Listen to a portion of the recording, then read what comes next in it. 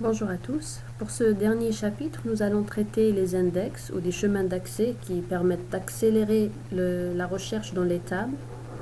En l'absence d'un index, la recherche à l'intérieur des bases de données se fait soit par un parcours séquentiel de l'intégralité des tables jusqu'à trouver la valeur recherchée ou l'intervalle recherché qui a une complexité linéaire, ou alors on fait une recherche par dichotomie qui est logarithmique, donc c'est un peu plus rapide.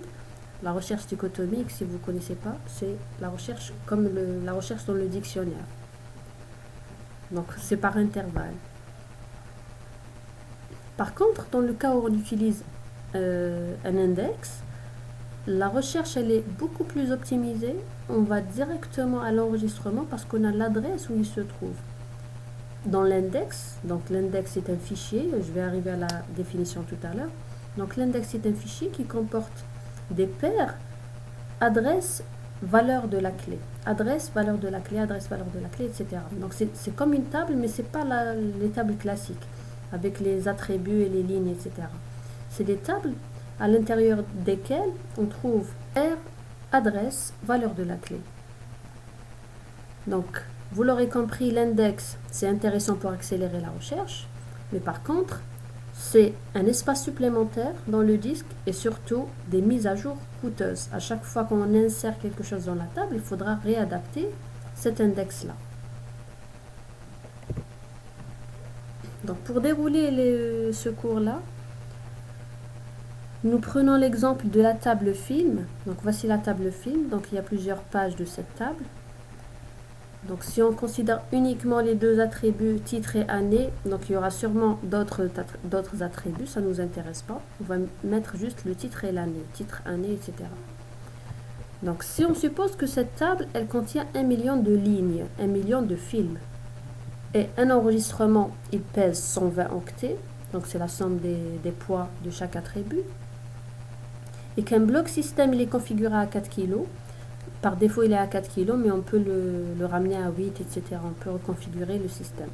Donc, si par défaut, c'est à 4 kg, donc il y aura pour chaque bloc système 34 enregistrements, 34 lignes. Vous pouvez faire un calcul très simple. Donc, un bloc, il peut contenir 34 lignes parce qu'une ligne, elle pèse 120 octets.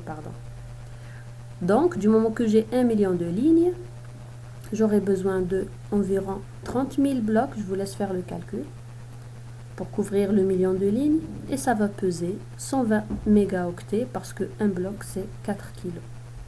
Voilà, ça c'est des statistiques qui vont nous aider plus tard pour savoir comment on va accéder, qu'est-ce que ça va nous faire gagner cet index. Clé de recherche, qu'est-ce que c'est?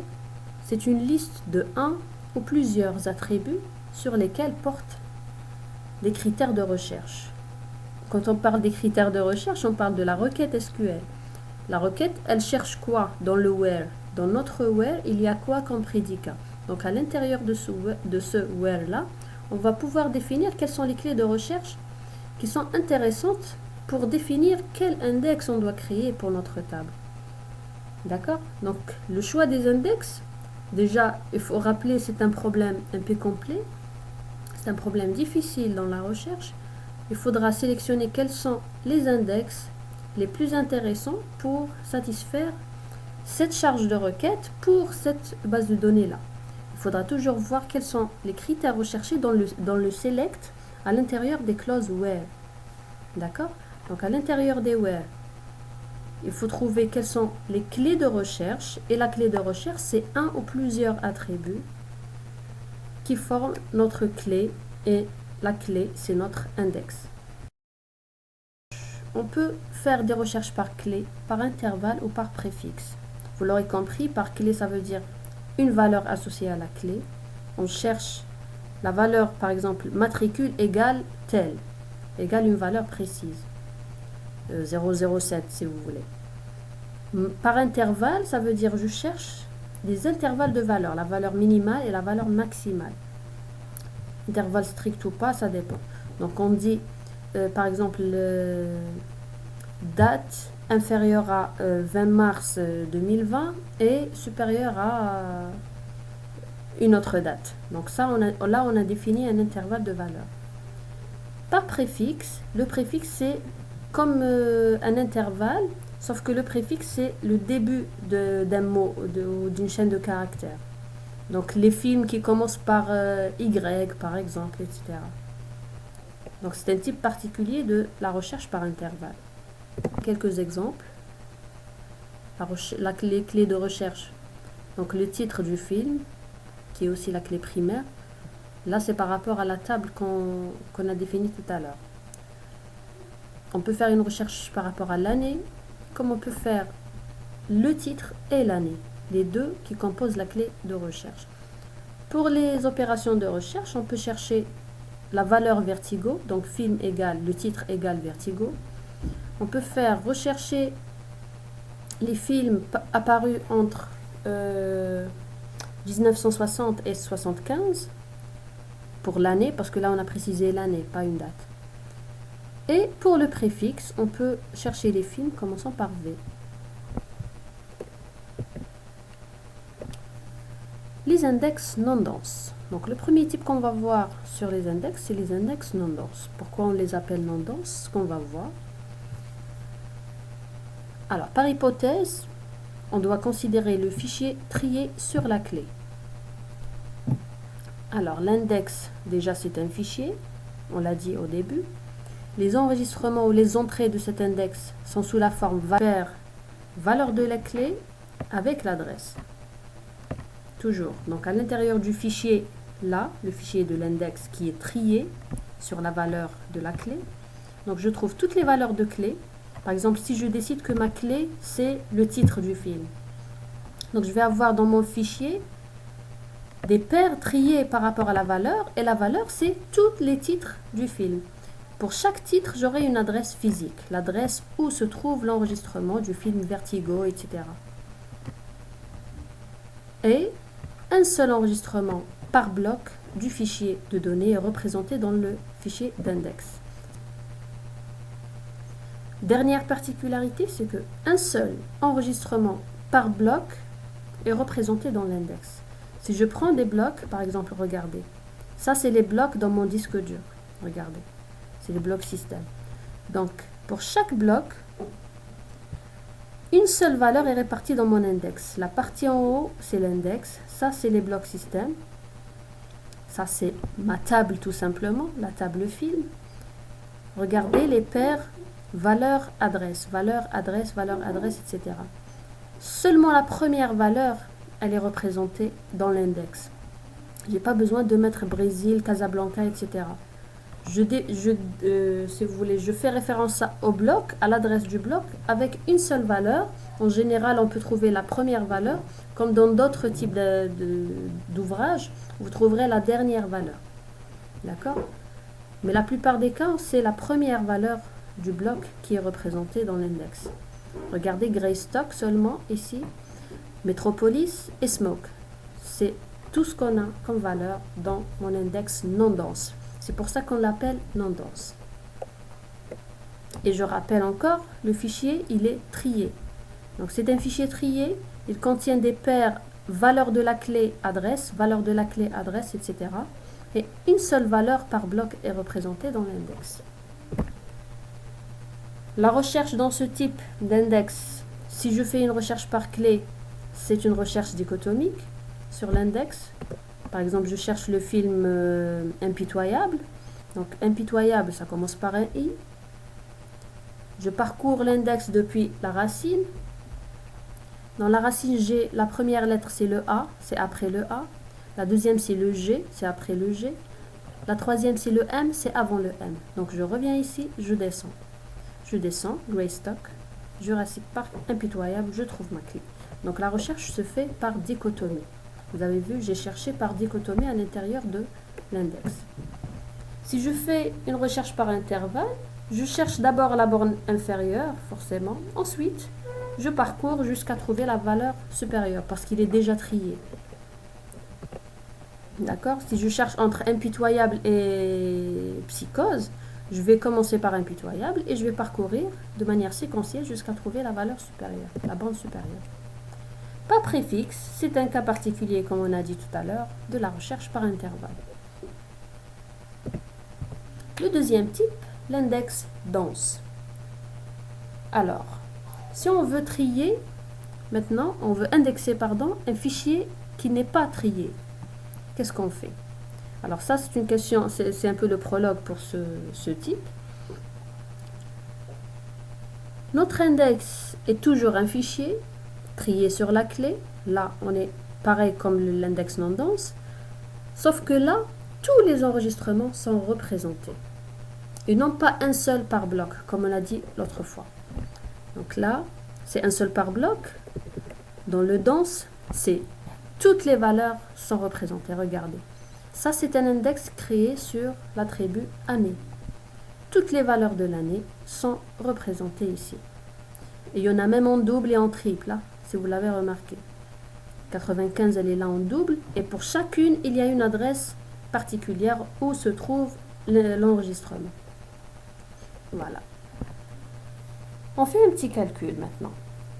Alors, si on a sur notre fichier de départ, notre table film, on a 120 mégas, et que l'attribut année, il pèse 4 octets, et une adresse physique, l'adresse de l'enregistrement, elle pèse 8 octets, donc la taille de notre index sera 1 million de lignes, 1 million d'années, fois la taille, la longueur de notre tuple. Notre tuple, c'est l'année plus l'adresse. Donc, ça sera 4 plus 8.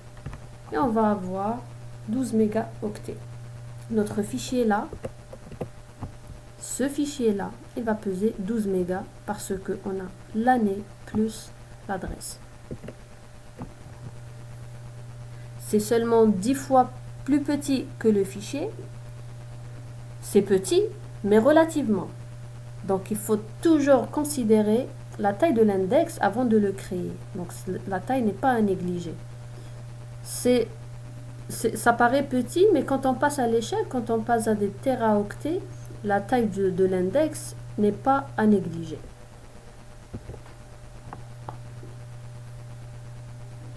On a vu l'index dense et non dense.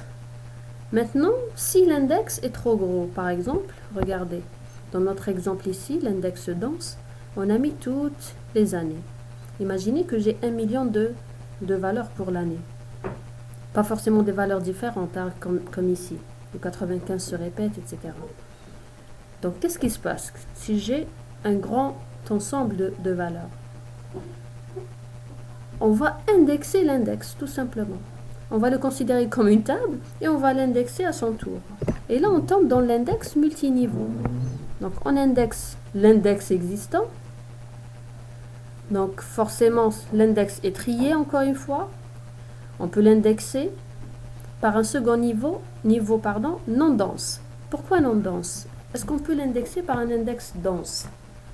Qu'est-ce qui se passe si on revient, si on fait un index non dense? On va revenir à au même fichier. Regardez. Si j'indexe celui-ci avec un index dense, je vais retrouver toutes les valeurs. Donc, je vais doubler tout simplement le fichier, l'index. Par contre, si je mets un index non dense par-dessus, je vais avoir juste le début de chaque bloc. Si ça va se répartir sur 3 blocs, donc je vais avoir le début de ce bloc, le début de celui-ci et le début de celui-là. Tout simplement. Je vais avoir un tout petit fichier. Voilà ce qui vient d'arriver. C'est ce qu'on appelle les index multiniveaux. Passons maintenant à la pratique. Donc, les types existants actuellement. Donc, on va lister trois principaux types d'index qui existent actuellement dans les SGBD commerciaux. L'arbre B, le hachage et le bitmap.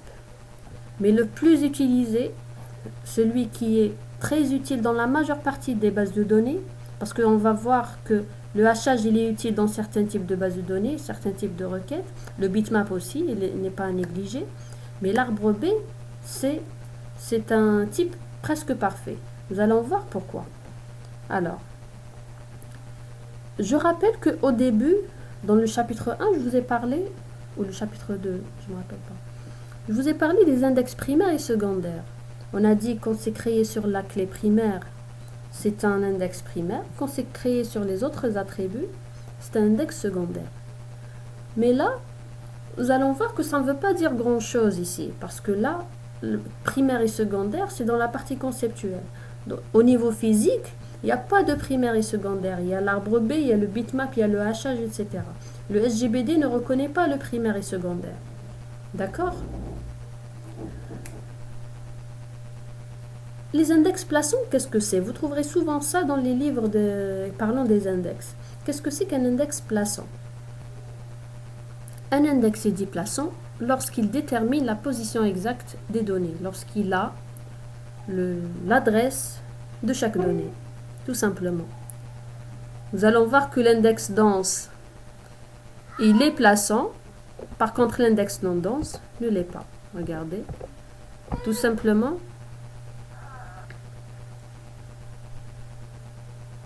vous pouvez voir ici que chaque ligne contient l'adresse. Donc, il est plaçant. Par contre, le premier ne l'est pas parce qu'on n'a pas l'adresse de chaque valeur. Il faut entrer à l'intérieur et parcourir le bloc.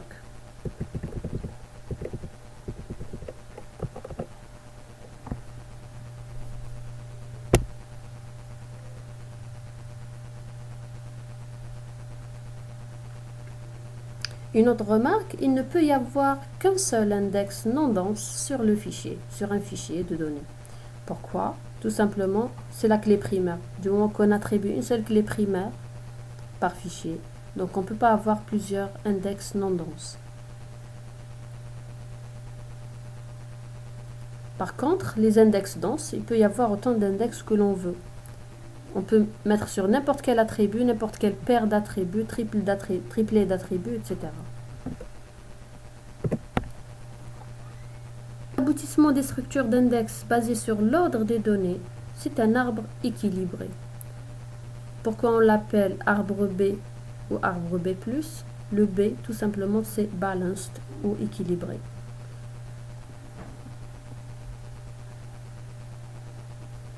Chaque nœud est un index local. Je vais vous montrer un exemple tout de suite. Est un index local qui se réorganise dynamiquement. Et pour le petit plus qu'on rajoute, parce que vous trouverez arbre B et arbre B+, c'est pas exactement la même chose, mais on va considérer, quand je vous dis l'arbre B, je parle de l'arbre B+, parce que l'arbre B, c'est une grande variété d'index, de type arbre balanced tree, et nous on s'intéresse à l'arbre B+, qui contient une clé simple et unique. C'est ça la particularité, c'est ça le plus. D'accord? Donc on ne s'intéresse pas à tout type d'arbre B, on s'intéresse à l'arbre B+, où la clé est simple et unique. Il n'y a pas de clé composée. Vous pouvez voir d'autres types plus tard, mais nous on s'intéresse à ce type-là. Alors je vous montre déjà un petit dessin qui schématise l'arbre B. Après je reviendrai sur les propriétés. Voici un arbre B, il contient une racine, il contient des nœuds internes et des nœuds finaux. Les nœuds finaux, c'est les feuilles en bas, le niveau 0. Regardez les feuilles. Des nœuds internes, donc on peut avoir plusieurs niveaux, hein, pas forcément 3. Donc on peut avoir plusieurs niveaux intermédiaires jusqu'à arriver à la racine. Je reviens aux propriétés, donc il faut les garder en tête. Un arbre B d'ordre D, donc le D est très important dans notre arbre. L'arbre B est défini par l'ordre D.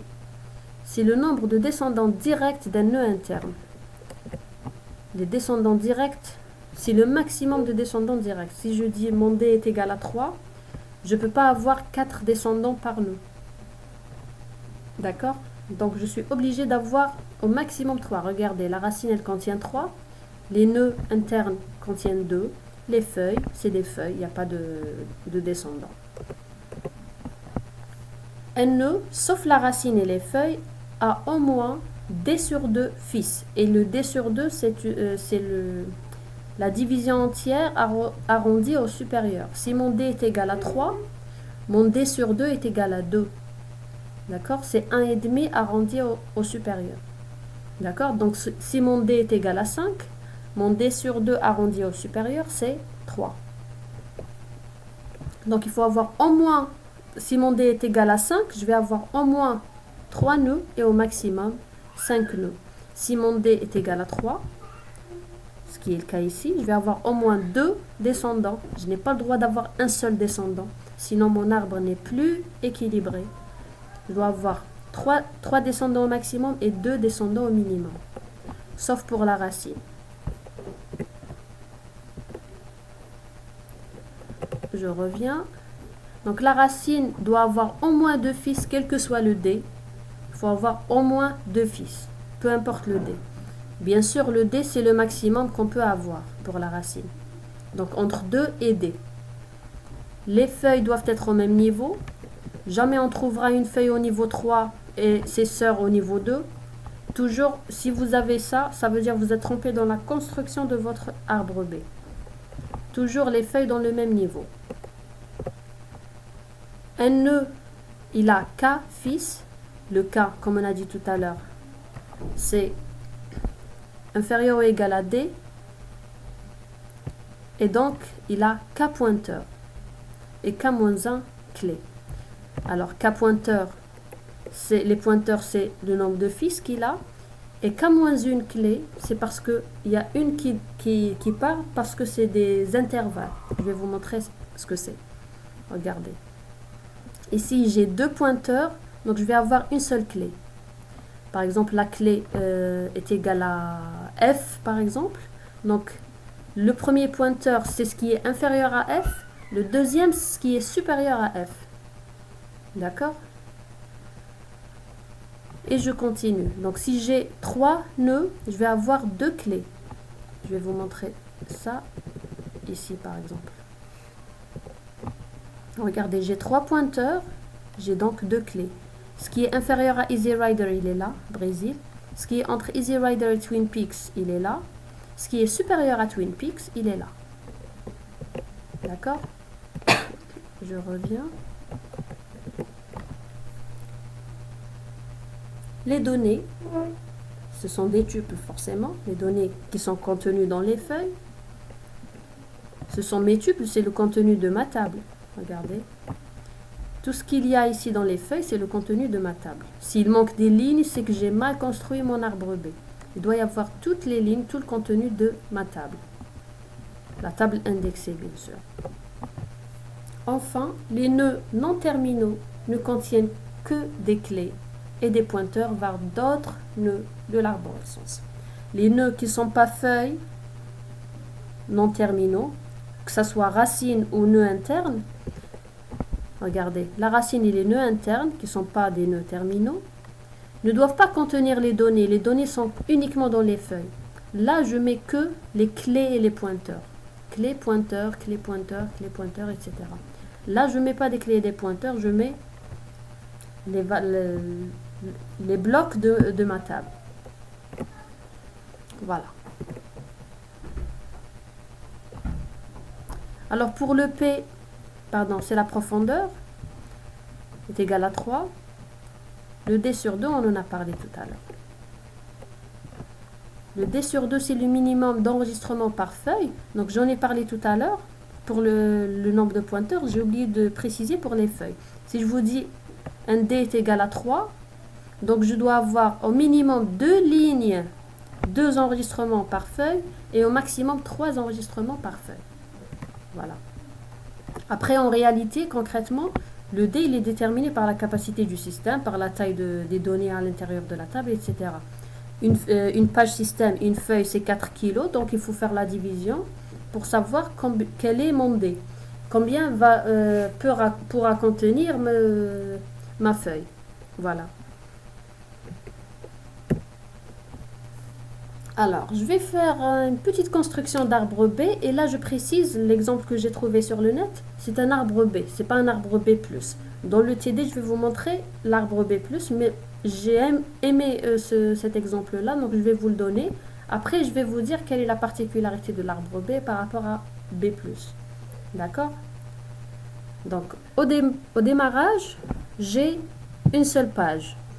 Mon nœud au départ, c'était vide, donc après j'ai inséré Brésil et Vertigo, parce que dans la table film, j'ai commencé par insérer ces 2 lignes de 2 films-là.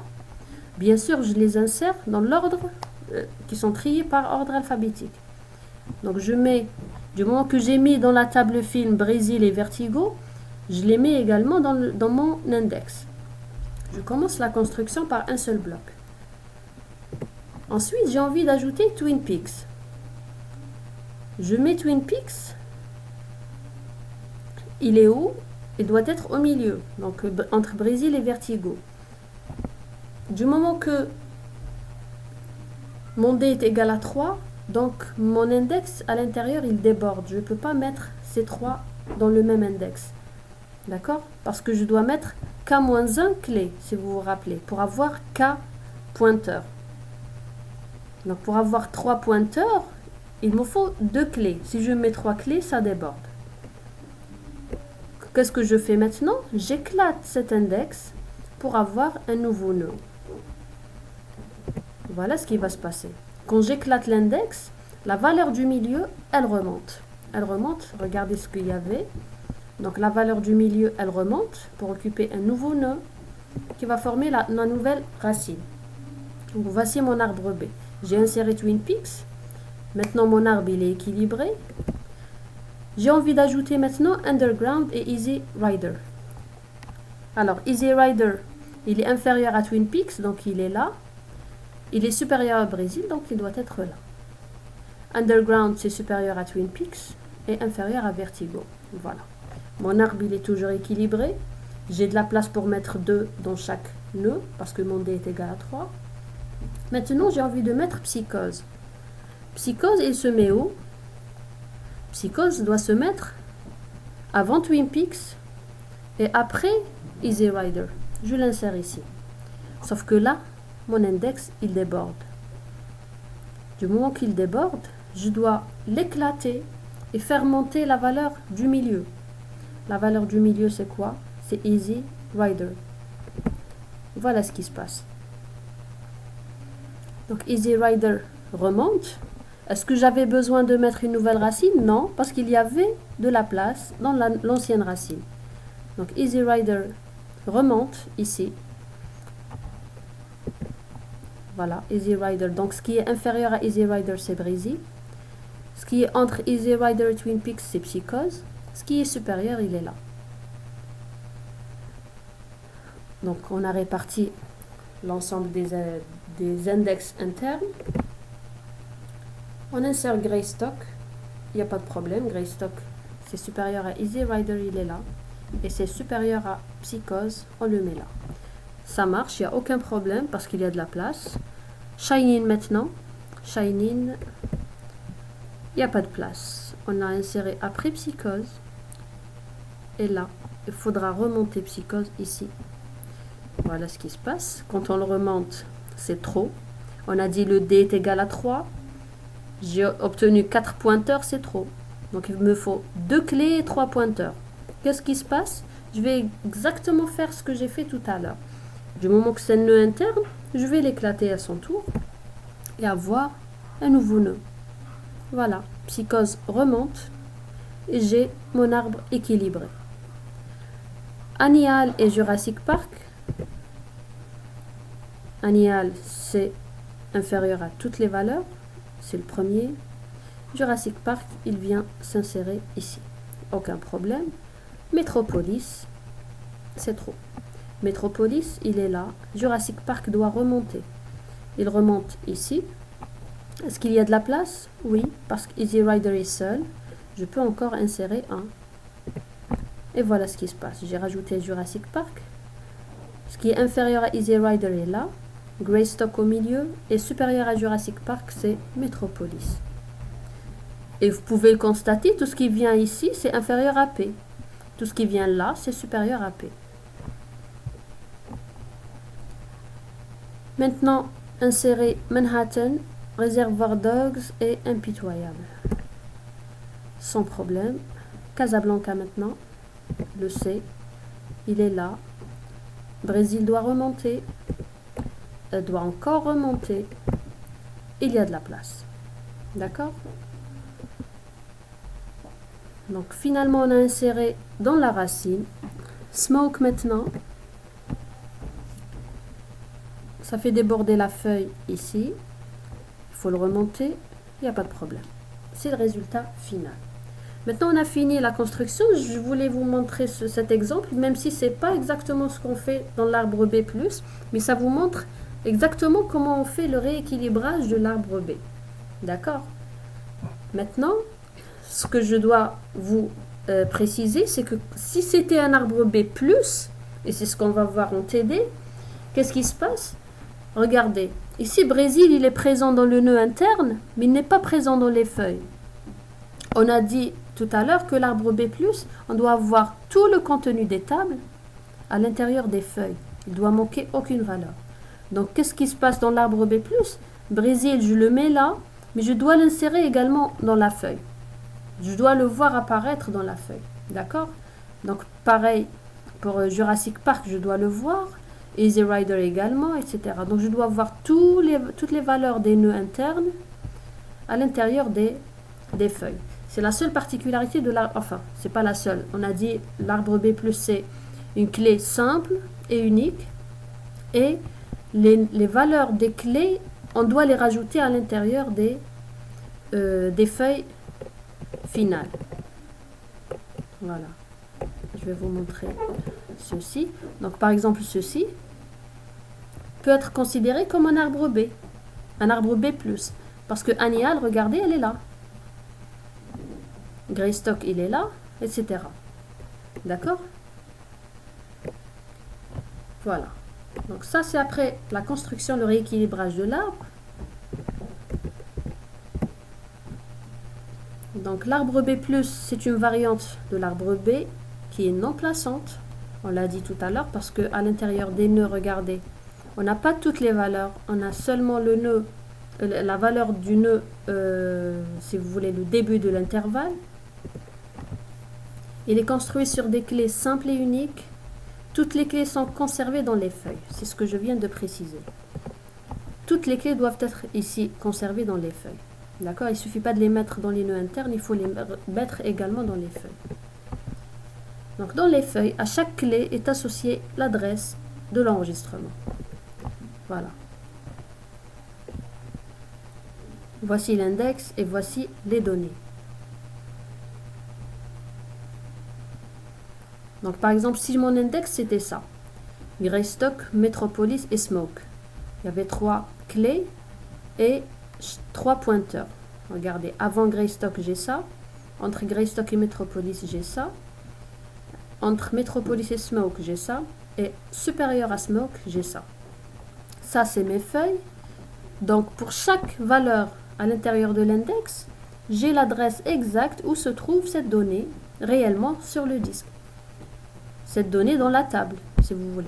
D'accord? Pareil, si j'ai indexé par rapport à l'année, regardez, inférieur à 1960, etc. Pareil, donc pour chaque valeur, j'ai l'adresse où se trouve, l'adresse qui fait correspondre la valeur de la clé et le bloc de données. Un petit calcul maintenant. Mon fichier de départ, c'est 120 mégas. Son entrée, c'est 28 octets pour un enregistrement. Donc, j'aurai 146 entrées par bloc. D'accord? Parce qu'on a dit pour chaque bloc, je prends une seule entrée. 1 million sur 146 entrées, je vais avoir 6850 blocs. D'accord? Donc, les blocs qui vont contenir les entrées. D'accord? Pour le premier niveau seulement. D'accord? Le niveau le tahtani, le plus bas. Ensuite, je vais l'indexer à son tour. Les 6850 blocs vont être indexés. Donc, 6850 blocs, je les divise par 146 entrées par bloc. Parce que chaque bloc, je vais ressortir une seule entrée. Donc, je vais avoir 47 blocs pour le second niveau. 47 blocs vont indexer 6850 blocs. Et 6850 blocs vont indexer 1 million de lignes, 1 million d'enregistrements. Et enfin, un seul bloc avec 47 entrées pour le troisième niveau. Donc vous pouvez voir que le premier niveau, un seul bloc, le deuxième niveau, 47 blocs et le dernier, 6850 blocs. D'accord? Mon D ici, c'est le 146. Voilà.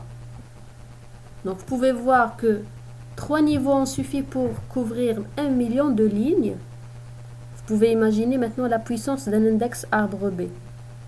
D'accord? Donc, quel que soit, enfin, c'est pas quelle que soit la taille, mais on arrive rarement à 4 niveaux dans l'index, dans l'arbre B. D'accord? Même pour des tailles vraiment, pour des fichiers volumineux, l'arbre B, il est très puissant parce qu'on ne passe pas par plusieurs niveaux. Il suffit de faire 3 ou 4 niveaux, ça suffit pour couvrir l'intégralité du fichier. Pour les types de recherche, si on fait une recherche par intervalle, à supposer que j'ai select étoile from film where le titre est égal à impitoyable. Donc j'accède à mon index titre, mon index sur titre et non pas sur année, parce que l'année ne m'intéresse pas ici.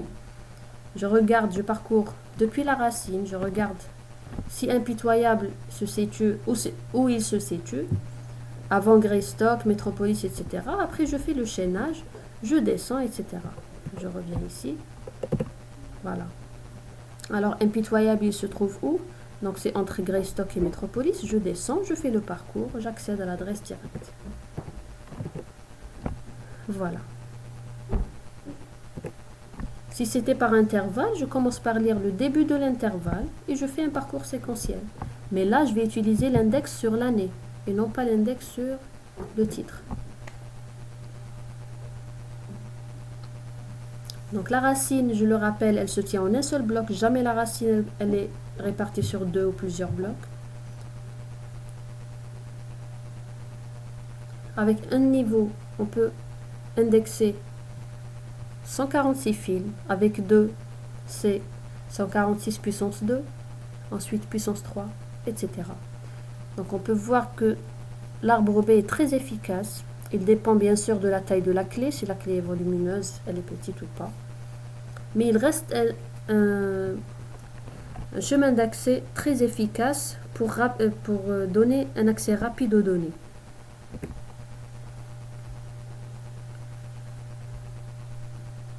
Conclusion, donc l'arbre B il est presque parfait. On ne peut pas dire qu'il est parfait parce que quand même il y a des mises à jour assez coûteuses. Si on fait un update dans la table film, il faudra rééquilibrer l'arbre et le rééquilibrage, ça a un coût. On a très rarement besoin de plus de 3 niveaux comme on a vu tout à l'heure. Le coût d'une recherche, c'est simplement le parcours des niveaux depuis la racine jusqu'à la feuille. Donc on passe de 2-3 niveaux maximum. Plus 1 bien sûr pour accéder à la donnée. Il supporte les recherches par clé, par intervalle et par préfixe. Il est dynamique et on peut juste lui reprocher d'occuper de la place. Moi je lui reproche également le coût des mises à jour.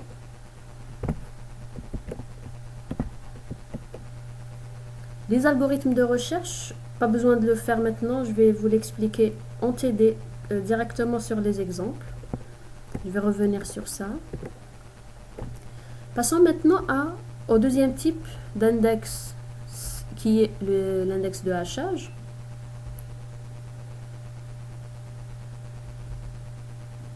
Passons maintenant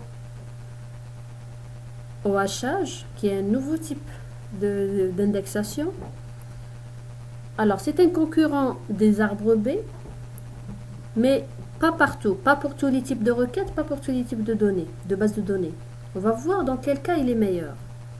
Donc il est meilleur pour les recherches par clé, si vous avez beaucoup de requêtes de recherche par clé, et non pas par intervalle, parce qu'il ne supporte pas les intervalles. Parce que pour chaque valeur, il calcule sa valeur de hachage. Donc pour les intervalles, ça va être compliqué, même très compliqué. Il n'occupe aucune place, parce que c'est une fonction de calcul et non pas un fichier comme pour les index. L'index est un fichier, l'arbre B, pardon, c'est un fichier. Le hachage, c'est une fonction qui est calculée directement. Donc, il se réorganise difficilement, le hachage, quand on donne une première fonction, une fonction qui attribue une valeur de hachage pour chaque clé, pour chaque valeur de la clé. C'est difficile de modifier cette valeur. Et voilà pourquoi il ne supporte pas la recherche par intervalle. Parce que quand on cherche par intervalle, Il ne suffit pas de chercher la borne inférieure et de faire un parcours. Non, il faut chercher pour toutes les valeurs à l'intérieur de l'intervalle, qui n'est pas intéressant du tout. Le principe de hachage, donc on applique une fonction de hachage h qui associe des valeurs de clés à des adresses de blocs, tout simplement. La fonction h, elle prend un enregistrement, elle donne son adresse. Je cherche h de Vertigo, j'ai son adresse physique, tout simplement. La fonction de hachage, c'est une fonction locale interne au SGBD.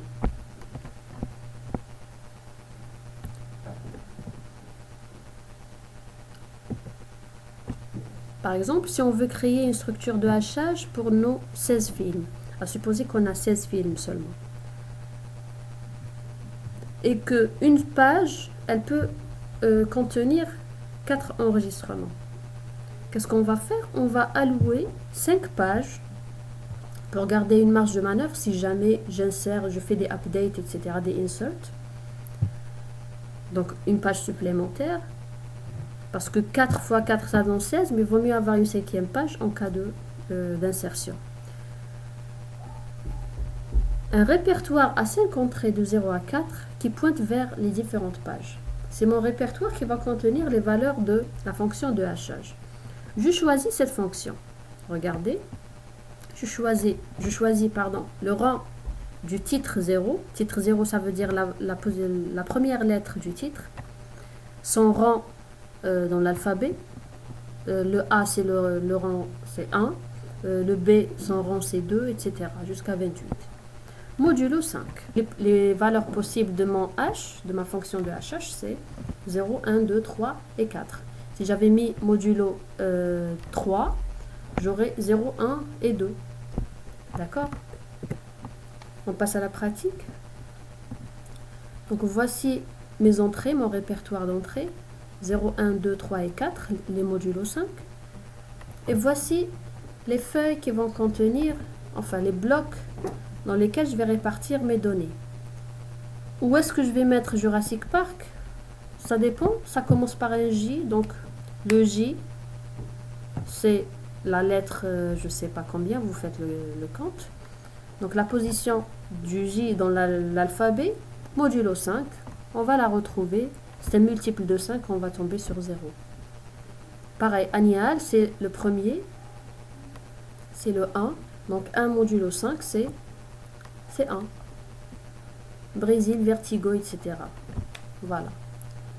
Donc pour chaque valeur, pour chaque ligne de ma table film, je vais regarder le titre, la position 0, donc c'est un J, son rang dans l'alphabet, et je fais modulo 5 pour trouver. Donc c'est ça ma fonction de hachage, ce que je suis en train de décrire. Donc ma fonction de hachage, elle va calculer le hachage de l'attribut titre, pour trouver dans quelle adresse je vais le mettre sur le disque, tout simplement. Et voilà, je vais répartir mes données sur les 5 pages.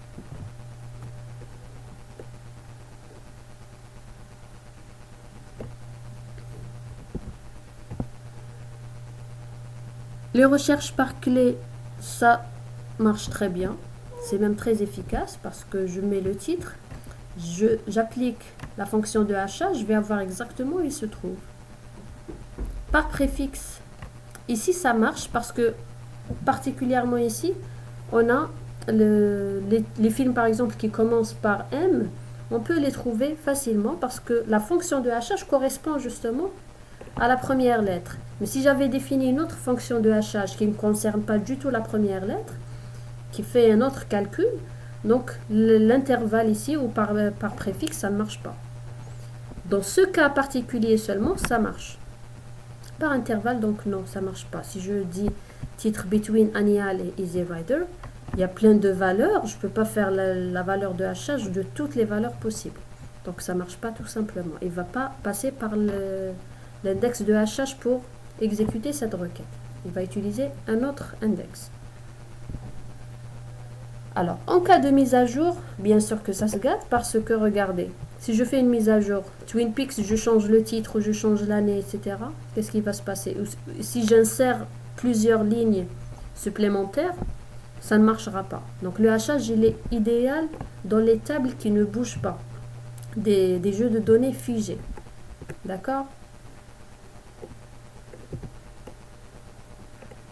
Je dois également préciser qu'il y a d'autres variantes de hachage qui sont dynamiques actuellement. Mais ça ne fait pas partie de notre cours. Si vous êtes intéressé, vous pouvez chercher le hachage dynamique. Une petite comparaison maintenant entre le hachage et l'arbre B. Donc le hachage, dans quel cas il est intéressant? Quand les données sont figées, quand il n'y a pas des updates ou des mises à jour ou des suppressions, et quand les recherches se font par clé et non pas par intervalle. Dans les autres cas, si ce n'est pas le cas pour votre base de données ou pour vos requêtes, utilisez l'arbre B, tout simplement. Le bitmap, alors c'est une autre variante d'index qui est très utile dans certaines bases de données, comme les entrepôts de données, etc. Donc vous allez voir dans quel cas elles sont utiles. Il faut déjà savoir ce que c'est qu'un index bitmap. Alors, ici, imaginez que dans ma table film, j'ai le titre, l'année et j'ai également le genre de film. Dans le genre de film, je n'ai pas beaucoup de valeurs possibles. J'ai suspense, science-fiction, fantastique, drame, aventure. Et les autres valeurs, elles vont se répéter. Je n'ai pas beaucoup de valeurs pour ça. Et imaginez que j'ai une requête qui dit combien de films de type sci-fi ou science-fiction dans mon médiathèque, dans ma table de films. Comment je vais faire ce calcul rapidement? Ici viennent les bitmaps justement. Ils sont intéressants parce que, regardez comment ils sont construits. L'index bitmap, il est là. Donc il va mettre pour toutes les valeurs possibles. Donc, imaginons que j'ai trois valeurs possibles. Drame, science-fiction et comédie. Il va lister toutes les lignes de manière horizontale. J'ai toutes les lignes, j'ai 16 films. Pour chaque film, je vais dire de quel type il est. Si c'est une comédie, science-fiction, etc., drame. Donc, je vais mettre un 1, sinon c'est un 0. Et c'est pour cela qu'on l'appelle le bitmap. Le bit, ça veut dire 0 ou 1. C'est un 1 si ça correspond au type, sinon c'est un 0. Voilà. Observons cette requête. Soit la requête suivante, select étoile from film, ou un genre égale drame. Qu'est-ce qui va se passer? Il va tout simplement collecter là où il y a 1 dans drame. Donc il va avoir la ligne 4, 5, 6 et 15, tout simplement. Là où il y a 0, il va sauter.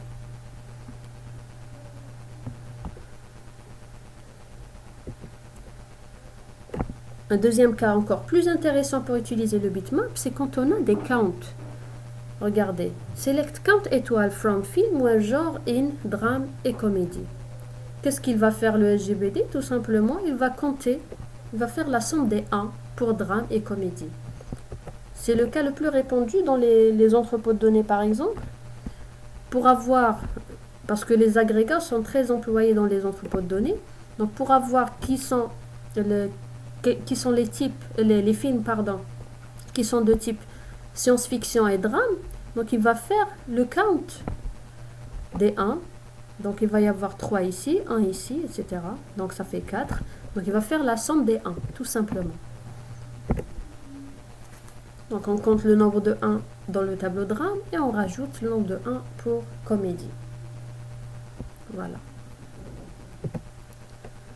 C'est le dernier type, donc on se retrouve prochainement pour un TD où on va pratiquer tout ça. On va donner des exemples d'insertion, de création, de mise à jour, etc. en utilisant les différents types d'index.